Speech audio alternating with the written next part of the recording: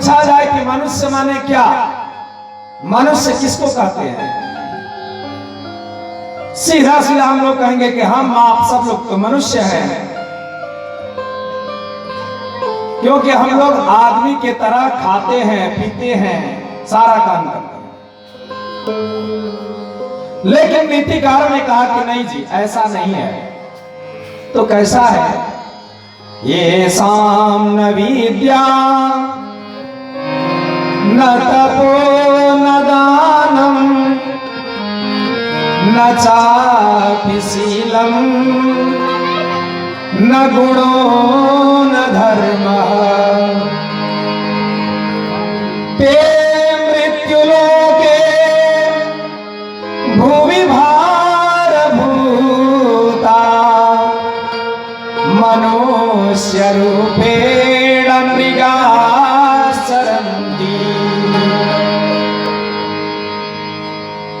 कहे कि मनुष्य के रूप में मृगाः सरन्ति, अर्थात पशु, मृग माने पशु, पशु के कई परिभाषा है, पशु का कई पर्यायवाची नाम है, तो मृग भी पशु को ही कहते हैं। येषां न विद्या न तपो न दानम, जिनके जीवन में कोई अध्ययन नहीं है, कोई विद्या नहीं है। विद्या का अर्थ जिससे आपका मन बंधन से मुक्ति की ओर जाना प्रारंभ कर दे, ऐसे अध्ययन को विद्या कहते हैं। सा विद्या या विमुक्त, शिक्षा और विद्या में अंतर है। हम जितने कॉलेज में पढ़ते हैं, जो अभी की शिक्षा प्रणाली है, ये विद्या नहीं है, ये शिक्षा है। शिक्षा विद्या में अंतर है। शिक्षा मनुष्य का भरण पोषण और सांसारिक लौकिक कार्यों को प्रतिपादन करने की विधा को, सिस्टम को सिखाती है। इसको शिक्षा कहते हैं। और विद्या का अर्थ जो भव बंधन से मुक्ति दिलाने का काम करे, उसको विद्या कहते हैं। इसलिए शिक्षा और विद्या का अंतर समझना जरूरी है। शिक्षित व्यक्ति विद्वान हो जरूरी नहीं है। विद्वान का अर्थ शिक्षित होना नहीं है। ये दोनों अलग अलग बात है। जिन्होंने विद्या को पढ़ा, विद्या माने जिन्होंने वेद पढ़ा, जिन्होंने पुराण को पढ़ा, जिन्होंने धर्मशास्त्र को पढ़ा, जिन्होंने उपनिषद की ग्रंथों का अवलोकन किया, जिन्होंने शास्त्रों का पठन पाठन किया, और ये सभी को करना चाहिए। ये पूरे मनुष्य के लिए है, ये केवल एक जाति के लिए नहीं होता। दूसरा कहा कि तपस्या और दान, ये साम न विद्या न तपो न दानम, न वो व्यक्ति तपस्वी ही है, न तपस्या करता है और ना ही दानशील है। और कुछ लोगों को तो ऐसा दिखाई भी देता है, सामाजिक कार्यों में अपना धन खर्च हो, ऐसा तो इधर के लोगों की प्रवृत्ति ही नहीं जगती। ज्यादातर मैं देखता हूं ये बॉर्डर के इलाका बहुत दूर तक घूमते रहते हैं हम।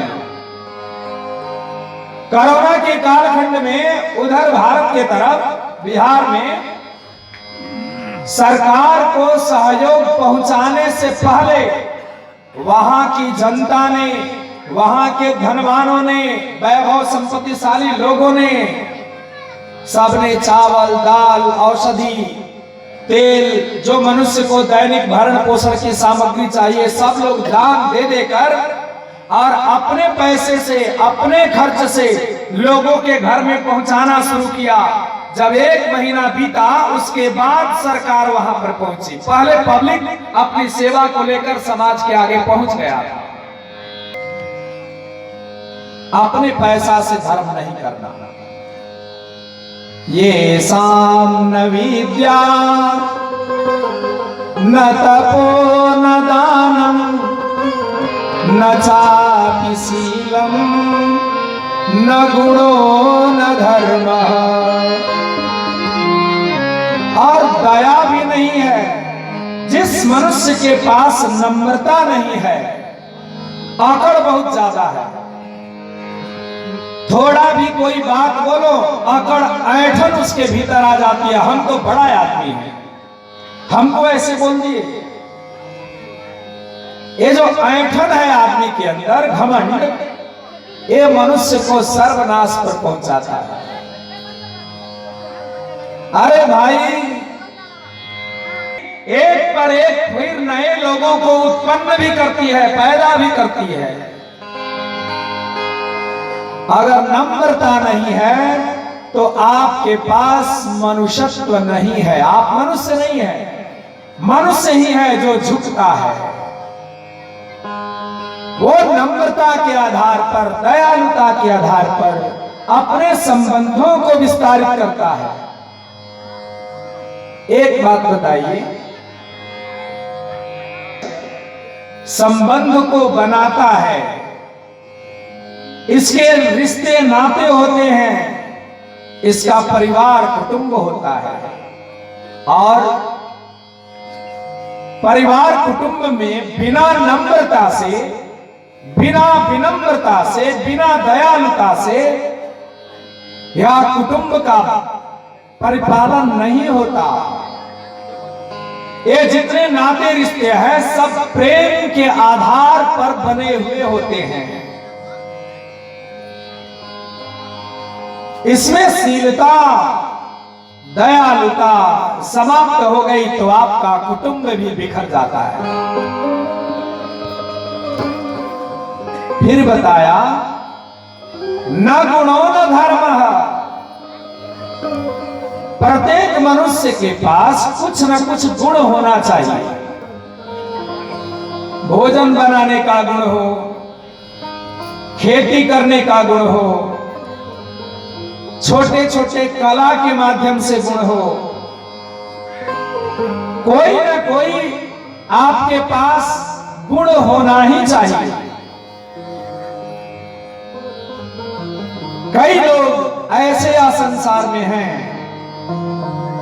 सीधा सरपट जीवन है उनका, खाना पीना मर जाना। उनके पास कोई गुण नहीं है, कोई धर्म भी नहीं। धर्म माने धारण करने वाला, कोई अच्छा गुणों को अपने भीतर रखने वाला। तो ऐसे मनुष्य को पशु कहा है। और तुलना किया आहार निद्रा भयमैथुनं च सामान्यमेतत् पशुभिर्नराणाम्। भोजन करना, सोना, बाल बच्चा पैदा करना, एक काम तो पशु भी करते हैं। एक काम सुअर भी करता है, कुत्ते भी करते हैं, गधे भी करते हैं, मनुष्य भी करता है। भोजन करना, आहार, निद्रा, सोना सब लोग, पशु भी करता है, मनुष्य भी करता है। डरना, मनुष्य भी डरता है, पशु पक्षी भी डरते हैं।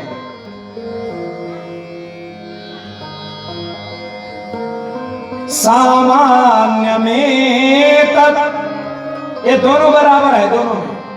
पशु फिर नराणाम, नर माने मनुष्य और पशु दोनों में बराबर है। लेकिन मनुष्य में विशेषता क्या? जब दोनों बराबर है तो दोनों पशु ही क्यों नहीं? कहा कि नहीं, मनुष्य में कुछ काम अलग है। धर्मो हि तेषां अधिको विशेषो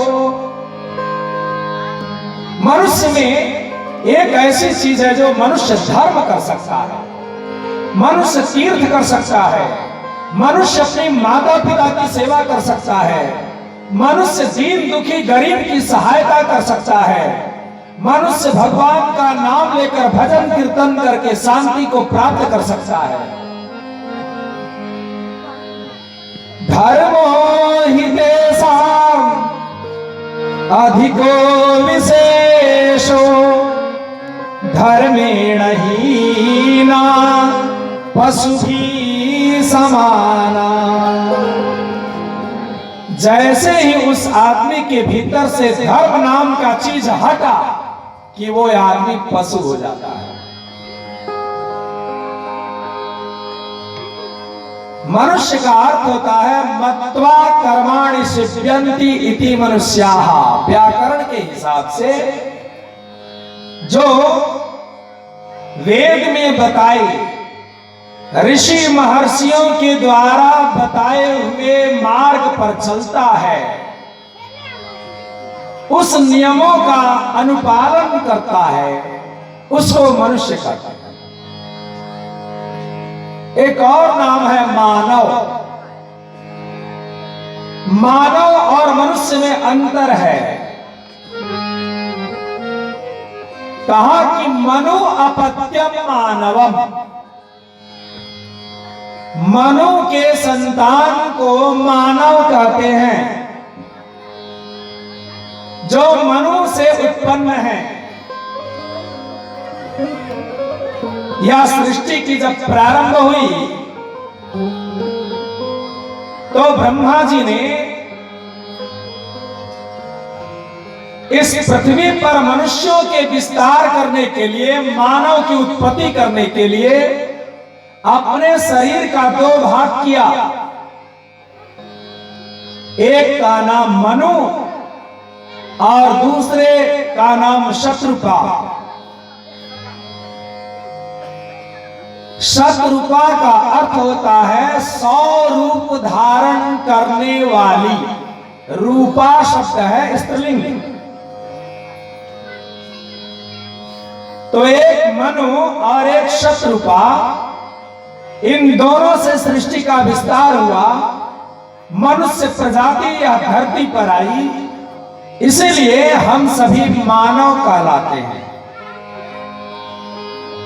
आदम शब्द, आदमी शब्द ये अरबी है। हमारे यहां मानव, मनुष्य, नर, नर शब्द का उल्लेख है। तो यह नर नारायण का अंशीभूत होने के कारण ईश्वर अंश जीव अविनाशी चेतन अमल सहज सुख राशि। ये जितने मनुष्य के भीतर आत्माएं हैं, ये आत्मा उस सर्वोत्तम परम परमात्मा नारायण के अंशीभूत होने के कारण इसको नर कहा है। नार का अर्थ होता है जल। मनुष्य का शरीर में सबसे अधिक जल का मात्रा है। पांचों तत्वों में सबसे अधिक मात्रा जल का होने के कारण ये नारायण का भी अंशीभूत है। यण का अर्थ होता है निवास स्थान। जो जल में निवास करते हैं उनके अंशीभूत होने के कारण हम सभी नारायण हैं। अब यह नर और नर को कहा है नर रत्नम। यही नर नरत्व को प्राप्त करता है। इसके गुण हैं खाना पीना मर जाना, इतने मात्र से मनुष्य का कार्य नहीं है। श्री सुखदेव जी ने कहा, हे राजन, मैं आपको विस्तार से बताता हूं, यह मनुष्य में विकृतियां पतन होने का कारण उसके द्वारा जनित संस्कारों के द्वारा भी होता है। तो उन्होंने कथानक कही कि एक बार सृष्टि के विस्तार करने के लिए ब्रह्मा जी ने मनु को आदेश दिया और मनु से कहा कि आप संतान उत्पन्न करके सृष्टि का विस्तार करो। तो मनु के दो पुत्र हुए, प्रियव्रत और उत्तानपाद, और उनकी 3 पुत्रियां हुई, देवहूति, आहुति और प्रसूति। पहले हम लोग उनके एक पुत्र के संबंध में जानकारी कर लें तो यह रहस्य और भी समझ में आ जाएगा। कोई भी पुराण की कथा उसको समझने के लिए 3 भाषा को समझना जरूरी होगा। एक लौकिक भाषा होता है,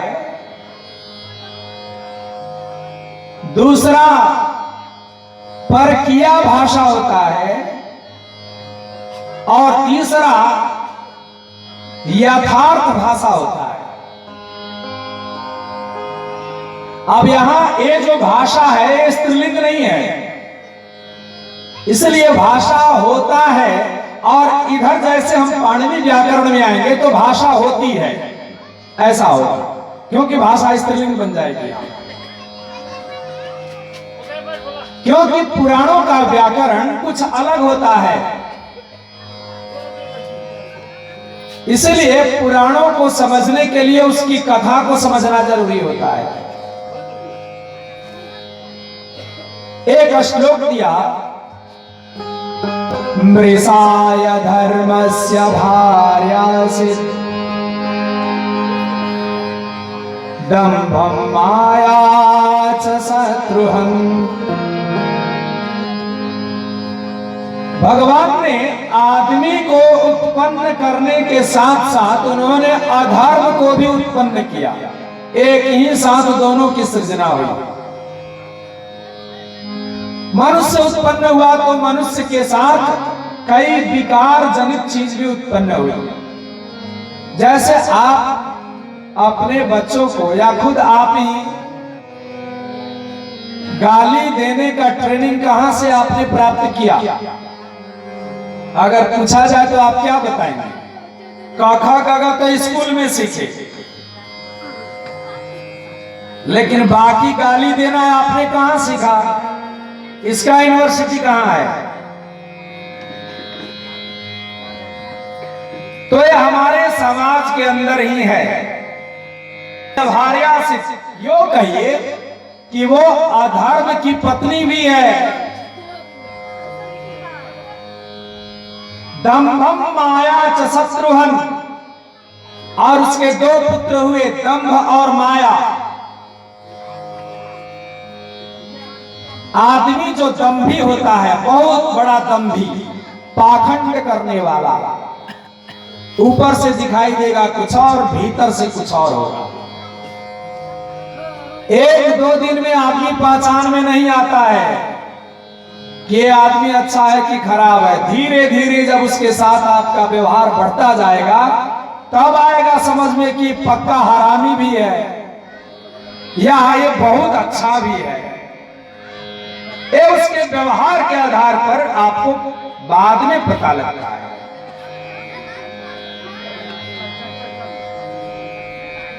और ब्रह्मा ने जब सृष्टि बनाई तो धर्म और अधर्म दोनों में से थोड़ा थोड़ा आटा की लोइया जैसा खींचकर मिलाकर तब आदमी बनाया। केवल आदमी ही नहीं, ये सृष्टि में जितनी सामग्री आप देखते हैं वो सब में गलत और सही सब मिलाया गया है। सब में गुण भी है, दोष भी है। जड़ चेतन गुण दोष में विश्व किन्न करतार। सब में अच्छाइयां भी है और बुराइयां भी है। संत हंस गुण गहाही पै परिहरि बारी विकार। मनुष्य को श्रेष्ठ गुण को धारण कर लेना चाहिए, अवगुणों को त्याग कर देना चाहिए। लेकिन यह मानव ईर्ष्या के कारण, ईर्ष्या का अर्थ होता है दूसरे को देख करके जलना, उसके धन को देखकर जलना, उसके गुणों को देख करके जलना, उसकी प्रगति के कारण अपने आप को जलना। ईर्षो घृणी असंतुष्टः क्रोधनो नित्य संकितः परभाग्योपजीवी च सडेते नित्य दुखिता। ये दुनिया में सबसे ज्यादा दुख किसको होता है, या ऐसे कहिए कि दुख किसको होता है? सबको दुख नहीं होता, ज्ञानी को दुख नहीं होता, वो परिस्थिति को समझकर झेलता है। हाथ कटाता है ज्ञानी का भी और मूर्ख का भी, लेकिन मूर्ख बाप दादा सब चिल्लाएगा, पूरा रोएगा। ज्ञानी वो जानता है कि कटा है, दर्द तो होगा ही, इसकी औषधि करनी है, दवा करनी है, झेलना तो अपने को ही है। वो 50 जगह रोएगा नहीं। यही अंतर होता है मूर्ख में और श्रेष्ठ में। ईर्ष्या करने वाला, ईर्षो घृणी, घृणा करने वाला। कई लोग जातियों से घृणा करते हैं। अरे फलना जात का आदमी है, हमको छू देगा तो हम अपवित्र हो गए। कुछ लोग गांव में भी ऐसे होते हैं कि जब स्नान करेंगे तो 100 बाल्टी पानी से नहाएंगे, हाथ पांव धोएंगे, किसी का शरीर छुआ गया तो फिर जाकर हाथ धोएंगे, थूकेंगे इधर भी इधर भी इधर भी, लगेगा कि दुनिया में सबसे पवित्र ये आदमी है। चापाकल पर पानी भरेगा, अगर आपने उसका प्लास्टर किया हुआ जगह पर चढ़ गए तो वो गर्मी में आ जाएगा। वो घृणा करता है लोगों से। कई लोग व्रत करेंगे, पूजा पाठ करेंगे, भगवान के भक्त के रूप में होते हैं, लेकिन घर में अगर कोई उनका झोली छू दिया तो घर में तांडव मचा देंगे, बाल बच्चे पर भी भिड़ जाएंगे। अपने ही घर के संतानों को वो अपवित्र मानने लगते हैं और अपने आप को बड़ा पवित्र मानते हैं। या क्यों? क्योंकि उनके भीतर ईर्ष्या आकर के बैठा है।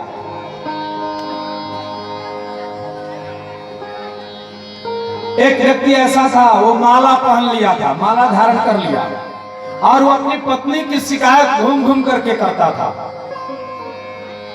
उसकी पत्नी मांस मछली खाती थी, घर में रहती थी, बच्चों को पालन करती थी, गृहस्थ थी, 4-5 बीघा जमीन भी था, तो सारा घर का मालकिनी का काम वही करती थी। आई बेचारा एक नंबर का निकम्मा आदमी, घर में कोई काम नहीं करता था, खाली देह पोसवा था, देख देखने में बड़ा सुंदर था। इसी पर इसका विवाह हुआ। पत्नी घर पूरा संभालती थी। बाद में दही दूध सब खाने के चक्कर में कहा किया, माला उला ले लिया, घूम घूम करके कहता था कि महाराज जी हमारा मेहरारू के तनी माला दीवादी लगी, काहे तो साकट हिया, खराब हिया, एकरा नरक हो जाए। एक बार अवसर मिला, हम लोग गए उसके घर, देखे तो उनकी पत्नी से वार्ता हुआ, तो हमको लगा कि इस पत्नी का शिकायत करने से तुम्हारा नरक हो जाएगा। कि तू जितना ही माला ढोलना जैसा पहन के घुमा रहा है ना, तुमको नरक हो जाएगा, नरक। पूछा कि महाराज जी तो उल्टे पड़ गई, हम कहने उल्टे पड़बे करी। एक पूरा परिवार का पालन करती है, इसके पास पोता पोती बैठा है, तुमको पता है कि पोता को क्या चाहिए, उसको तेल कैसे लगता है, उसका सेवा कैसे होता है पता तुमको? घर में कितना जाना काम कर रहा है खेत में, तुमको है पता? कहा कि ना हमारे घर से तो कोई लेना देना नहीं, हम कहेंगे पकड़ लो जाकर हिमालय, तो अब घर में क्यों आता है? एक गृहस्थ है, और गृहस्थ का धर्म, बेटी बहन घर में आती है, कौन संभालता है? यही महिला संभालती है। कोई भिक्षु भिखार आता है, कौन देता है भिक्षा? यही माता जी देती है। तुम भी 5 को साधु लेकर के चले आओगे अपने घर पर, तो भंडारा का सामान कौन देगा? भले अपने हाथ से ताओ चाय पाओ, लेकिन देगा कौन सामान? चूल्हा चौका कौन बना करके रखता है? बर्तन कौन साफ करता है? तो जिसके पास इतने सारे गुण हैं, एक गुण तुमको दिखाई नहीं देता, ये बड़ा दुखी रहता है। जो सबकी निंदा करता हो, अपने बाप का निंदा करना, भाई का निंदा करना, परिवार का निंदा करना, समाज के साधु संतों को देखकर निंदा करना, ये व्यक्ति असंतुष्ट होते हैं, लालायित होते हैं, लोलुप होते हैं। कहा कि असंतुष्ट व्यक्ति बराबर दुखी रहता है। आदमी ऐसा असंतुष्ट इस दुनिया में दूसरा कोई प्रजाति नहीं होता। तने शांत हो जाइए सरकार। तुनक जाने वाला, बात बात पर पिनक जाने वाला, छोटा सा बात कोई कहा, बस पिनक करके लाल हो गया। तो ऐसा आदमी बराबर दुखी रहता है, हरदम दुखी रहता है। नित्य शंकितः, शंका करने वाला। अपने भाई पर शंका करेगा, अपने पत्नी पर ही शंका करेगा, अपने बच्चों पर शंका करेगा, चारों तरफ से शंका के दृष्टि से देखना हरदम। तो यह शंकालु जो मन होता है, यह व्यक्ति को शांत से जीने नहीं देता है। क्रोधनो नित्य शंकितः। और छठा लक्षण बताया, पर भाग्योपजीवी च, जो दूसरे के आधार पर जीता है, दूसरे के भाग्य से जीता है, अपना कोई कर्म धर्म नहीं करेगा और दूसरे के आशा पर बैठा रहेगा। ऐसे 6 लक्षण वाले लोग बराबर दुखी रहते हैं। इनको दुनिया का सारा सुख ला करके दे दो, ये लोग संतुष्ट नहीं होते, इनको सुखी नहीं हो सकते ये लोग।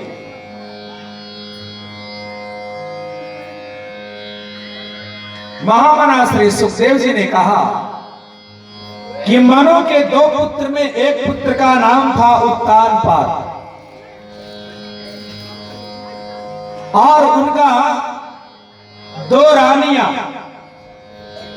एक रानी ब्याहिता थी, ब्याह करके आई थी, और दूसरी गंधर्व विवाह करके आई थी।